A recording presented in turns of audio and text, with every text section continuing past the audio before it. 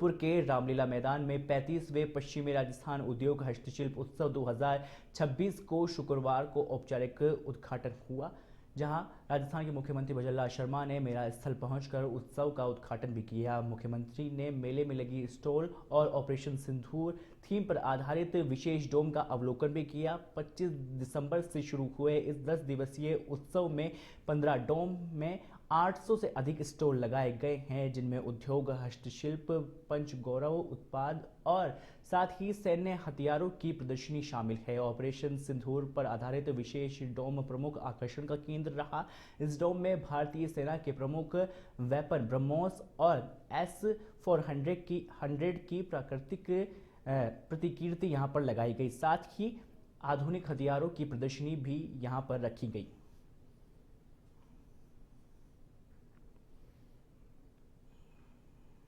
जोधपुर की इस धरती से सबसे पहले मैं मेहरानगढ़ के किले में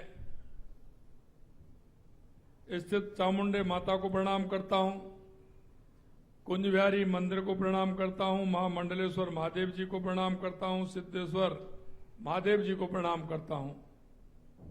ये हमारा ऐसा शहर है, लूणी नदी के किनारे बसा हुआ है, सांस्कृतिक भी, सामाजिक भी और ऐतिहासिक भी है। सबसे महत्वपूर्ण है कि यहां औद्योगिक इकाइयों के माध्यम से हस्तशिल्प के लिए प्रसिद्ध है। उसके माध्यम से जोधपुर ने अपनी पहचान देश में नहीं दुनिया में बढ़ाने का काम किया है। इसके लिए भी मैं आपको धन्यवाद देता हूं। चौमू में हुई पत्थरबाजी और उपद्रव के बाद पुलिस की कड़ी कार्रवाई देखने को मिली है। 100 से अधिक लोगों को हिरासत में ले लिया गया है, तो वहीं षड्यंत्र की संभावना की जांच भी फिलहाल की जा रही है। ऐसे मामले में राजनीति भी अब गरमाने लगी है। विपक्षी दल कांग्रेस के प्रदेश अध्यक्ष का बयान अब यहां पर सामने आया है, जिसके बाद सत्ताधारी दल ने भी इस पर आपत्ति दर्ज कराई है। पूरे प्रकरण पर deputy news editor Avninder Mishra ने गृह राज्य मंत्री जवाहर सिंह बेडम से खास बातचीत भी की है। आपको सुनाते हैं। अमूमन शांत रहने वाला चौमू कल देर शाम उपद्रव के अंदर घिर गया।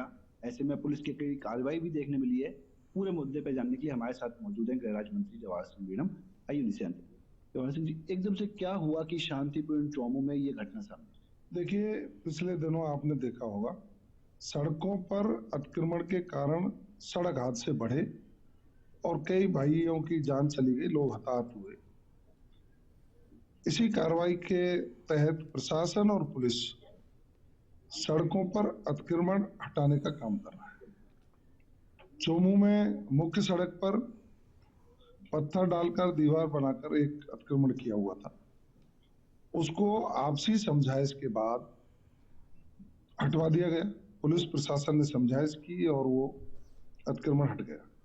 लेकिन उसके बाद कुछ शरारती तत्व और कुछ षड्यंत्रकारी लोग सक्रिय हुए और उन्होंने उसी जगह पर लोहे की रेलिंग लगाना शुरू कर दिया। पुलिस प्रशासन ने जब फिर मना किया तो उसमें जो षड्यंत्रकारी लोग थे, जो उपद्रवी लोग थे, उन्होंने पुलिस पर पथराव शुरू कर दी। तो जब कानून हाथ में कोई लेगा, पुलिस तो अपना काम करेगी। तो तक कितनी गिरफ्तारियां इसमें हो चुकी हैं और क्या कुछ आगे एक्शन ले सकते हैं? देखिए, 110 के करीब लोगों को डिटेन किया है।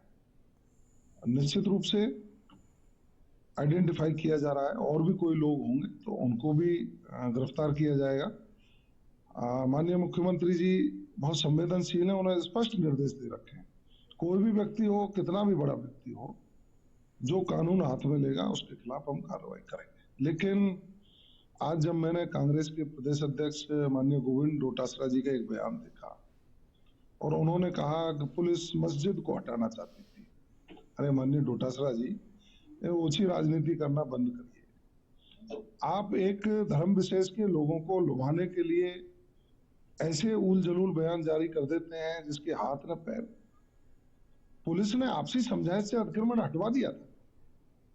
फिर वो कौन लोग थे षड्यंत्रकारी जो रात को रेलिंग लगाने गए? कहीं ऐसा तो नहीं है आपके दल के कोई कार्यकर्ता हो जिन्होंने उकसाया हो, जयपुर की शांति भंग करना चाहते हो?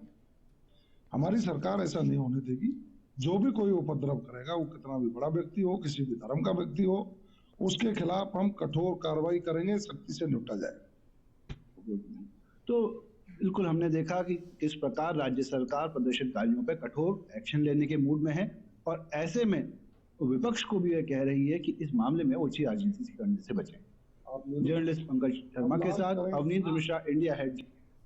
अब अगली खबर का रुख करते हैं। राज्य सरकार द्वारा बुधवार को जारी तबादला आदेशों के तहत राकेश शर्मा ने शासन सचिवालय स्थित सूचना एवं जनसंपर्क विभाग कार्यालय में सूचना और जनसंपर्क आयुक्त का पदभार यहां पर ग्रहण कर लिया है। इससे पहले वे जयपुर विकास प्राधिकरण में अतिरिक्त आयुक्त के पद पर अपनी सेवाएं दे चुके हैं। राकेश शर्मा एक अनुभवी प्रशासनिक अधिकारी है और अपने लंबे समय के अंदर सेवा काल में उन्होंने पर्यटन, धरोहर संरक्षण सहित कई महत्वपूर्ण विभागों में जिम्मेदारी निभाई है। उनके पदभार ग्रहण करने से सूचना एवं जनसंपर्क विभाग के कार्यों में और अधिक प्रभावशालीता आने की उम्मीद फिलहाल जताई जा रही है।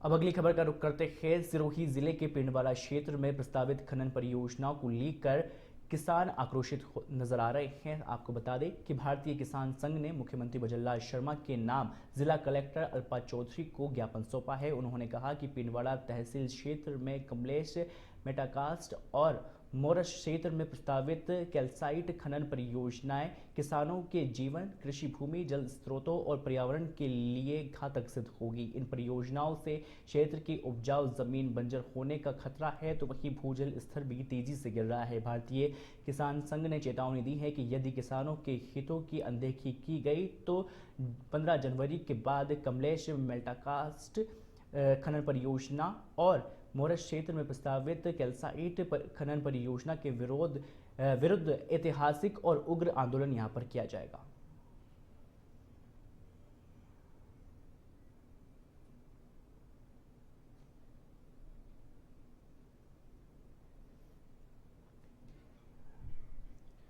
अब अगली खबर का रुख करते हैं झुंझुनू से खबर, जहां उदयपुर वाटी क्षेत्र के गिरावड़ी गांव में स्पीकर पावर ग्रिड की प्रस्तावित हुई टेंशन बिजली लाइन को लेकर विरोध देखने को मिला है। ग्रामीणों का आरोप है कि कंपनी 500 साल पुरानी भेरूजी महाराज की पवित्र बणी को यहां पर नुकसान पहुंचाकर लाइन निकालना चाहती है। इस बणी में हजारों पेड़ और 8 से 10,000 पशु पक्षियों का प्राकृतिक आवास है। ग्रामीणों ने कॉरिडोर बदलने की मांग करते हुए चेतावनी दी है कि मांग नहीं मानी गई तो खेजड़ली आंदोलन की तर्ज पर यह जन आंदोलन यहां पर किया जाएगा।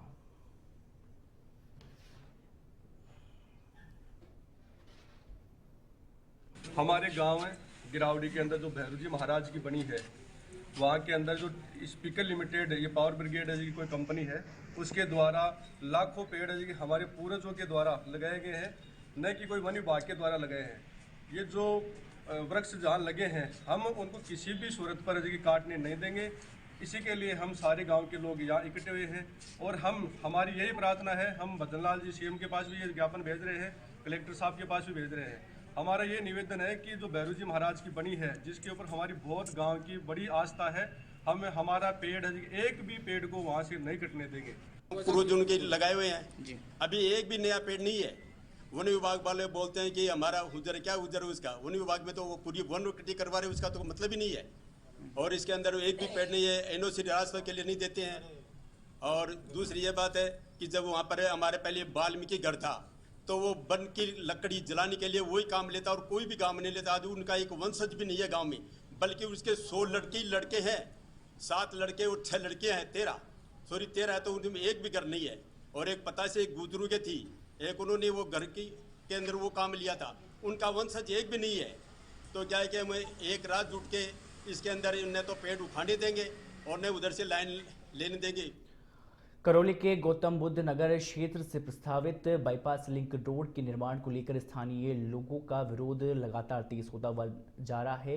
शुक्रवार को गौतम बुद्ध नगर के निवासियों ने कलेक्ट्रेट के सामने धरना प्रदर्शन यहां पर शुरू कर दिया। धरना प्रदर्शन पूर्व मंत्री रमेश मीणा के नेतृत्व में किया गया। क्षेत्रवासियों का आरोप है कि प्रस्तावित बाईपास लिंक रोड के निर्माण में कई मकान आ रहे हैं, जिससे मकानों के टूटने की आशंका बनी हुई है। प्रभावित लोगों का कहना है कि यदि सड़क निर्माण वर्तमान प्रस्ताव के अनुसार हुआ तो उन्हें भारी परेशानी का सामना करना पड़ेगा। धरना दे रहे लोगों ने प्रशासन और सरकार से मार्ग में बदलाव और प्रभावित परिवारों को उचित राहत देने की मांग की है।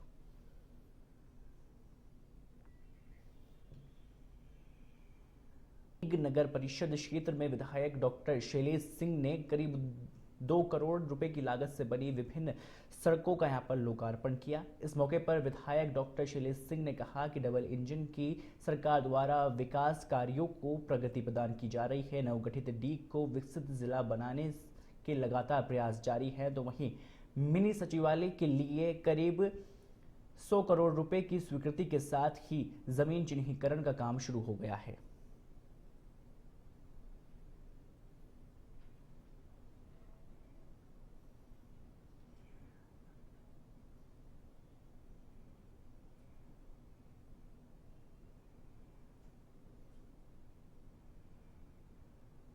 हमने डी नगर परिषद क्षेत्र में एलएसजी पैकेज जो पीडब्ल्यूडी विभाग द्वारा सड़कों का निर्माण किया गया था, करीब 2 करोड़ रुपए की लागत से 26 सड़कों का निर्माण डी नगर परिषद क्षेत्र में हुआ है। उन सभी 26 सड़कों का हमने आज लोकार्पण किया है।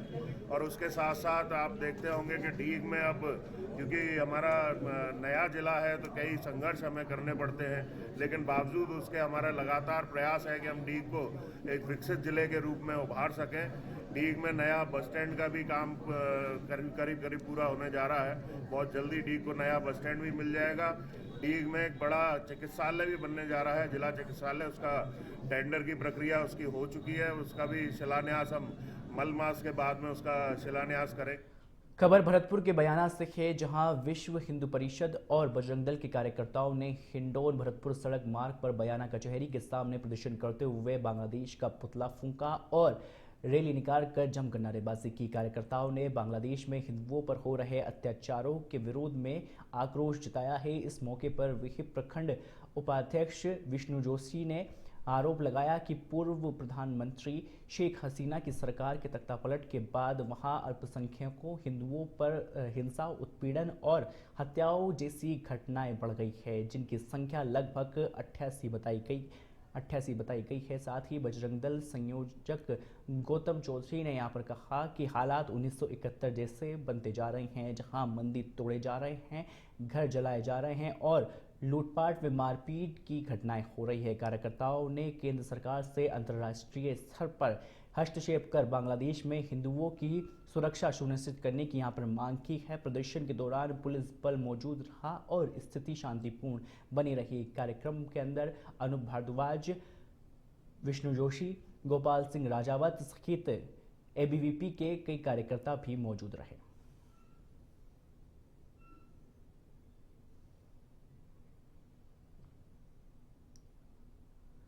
महवा हिंडोली करौली स्टेट हाईवे की जर्जर हालात पर महवा के बीजेपी विधायक राजेंद्र मीणा ने नाराजगी व्यक्त की है। उन्होंने कहा, देखिए आपको ये खबर बता रहे हैं, करौली से ये खबर है, जहां महवा हिंडौन करौली स्टेट हाईवे की जर्जर हालत पर महुआ के विधायक राजेंद्र मीणा ने नाराजगी व्यक्त की है। उन्होंने कहा कि खराब रोड होने के बाद वाहन चालकों से टोल वसूली किया जा रहा है और ये आम जनता के साथ सरासर लूट जैसा है। महुआ विधायक राजेंद्र मीणा ने शुक्रवार को मीडिया से बातचीत करते हुए कहा कि स्टेट हाईवे के हालात बेहद ही खराब है। उनकी ओर से कई बार संबंधित उच्च अधिकारियों से शिकायत भी की गई। विधायक राजेंद्र मीणा ने बताया कि उनकी शिकायत पर सरकार ने इस स्टेट हाईवे के नवीनीकरण हेतु 39 करोड़ रुपए की स्वीकृति के लिए स्वीकृत कर दिए हैं और इस कार्य के टेंडर भी जारी किए जा चुके हैं, लेकिन अभी तक नवीनीकरण का कार्य प्रारंभ नहीं हुआ है। विधायक मीणा ने बताया कि इस देरी के बारे में उन्होंने उप मुख्यमंत्री दिया कुमारी को भी अवगत कराया।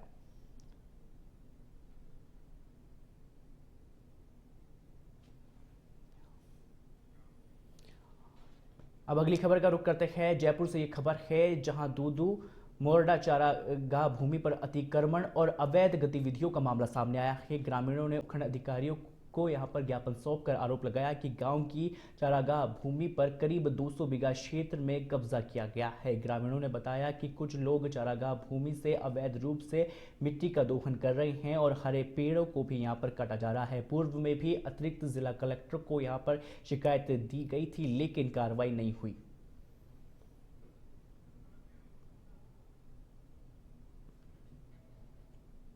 तीन चार साल होगी बना 60-70 हजार रुपया भी लगा दिया गांव वाला बार बार इन नफावा के लिए। तो पूरब साइड की जो सीमा है जिन तो नया जो फेमस हुई ना अपना पहली बार 10-15 साल जब भी हुई हो तो दो जरीब अंदर कर गया वह जो भी अमीन साहब है छोटो कर गया भी नुकसान। और भी के अलावा उत्तर की दिशा में 3 आदमी बाहर वर्तमान के मैंने वहाँ खेत है। एक को 12 बीघा जो 20 बीघा वहाँ मिले गोपाल पप्पू गुजर, एक बंवर जी अमोड़ा जी को 15 बीघा वो मोल लियो और 30 बीघा वहाँ मिले, और एक चांद मोहम्मद का नाम हुआ जो 60 बीघा। प्रशासन से आप क्या मांग करते हो? तो प्रशासन को मांग करते हैं मौका स्थिति पर जो बट मिले बना हटावे मगर 15 बीघा तो 15 बीघा ना पर देवे, बाकी जमीन है जिन गौचरा करवावे। प्लस जो नया है 2-4 खातेदार गौचराऊ जो भी टच है बे बाकी जितनी भूमि है बीपरी का भी जरे बदीक ने प्रशासन हटावे। प्रशासन की अलवर में पुलिस ने ज्वेलर्स की दुकान में चोरी के मामले का खुलासा करते हुए 3 आरोपियों को गिरफ्तार कर चोरी किया गया सामान बरामद किया है। पुलिस उपाधीक्षक अंगद शर्मा ने बताया कि 60 फुट रोड स्थित एक ज्वेलर्स ने थाने में रिपोर्ट दर्ज कराई थी। 18 दिसंबर की रात अज्ञात चोरों ने उसकी दुकान का शटर तोड़कर सोने चांदी के जेवरात यहां पर चोरी कर वे फरार हो गए थे। पुलिस ने मामला दर्ज कर टीमों का गठन किया और तकनीकी सहायता से कार्रवाई करते हुए आरोपी मुकेश उर्फ मुकला को खेरतल से तो वहीं मनोज और राकेश को रेवाड़ी से यहां पर गिरफ्तार किया है। पूछताछ में तीनों ने चोरी की वारदात करना स्वीकार किया, जिनके कब्जे से पुलिस ने 1 किलो 800 ग्राम चांदी की 2 सिल्लिया के साथ ही 270 ग्राम चांदी के जेवरात और घटना में प्रयुक्त लोहे की 3 रोड यहां पर बरामद की है।